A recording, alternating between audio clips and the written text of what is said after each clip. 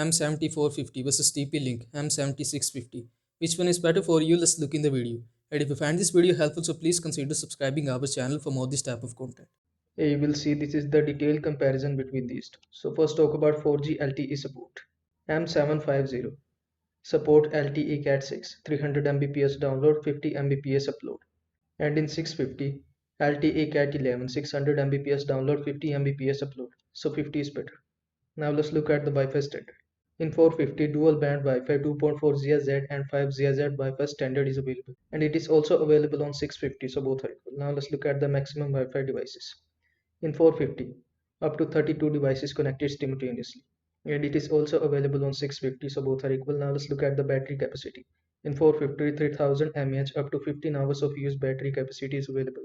And it is also available on 650, so both are equal. Now let's look at the display.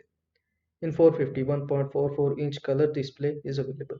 And it is also available on 650, so both are equal. Now let's look at the storage support. In 450, micro SD up to 32 GB storage is available. And in 650, it is also available, so both are equal. Now let's look at the price range. The price range of 450 is lower, more affordable, and the price range of 650 is higher, the premium price. So 450 is better for budget-friendly users. Now let's look at the use case. The 450 is ideal for basic everyday use, and 650 is ideal for high-speed streaming and downloading. So 650 is better. Now let's look at the advanced features. 450 provided standard LTE functionality, and 650 provided enhanced LTE and Wi-Fi performance. So 650 is better. I hope this video was helpful to you. Make sure to like this video and subscribe to my channel for more this type of content. Thanks for watching.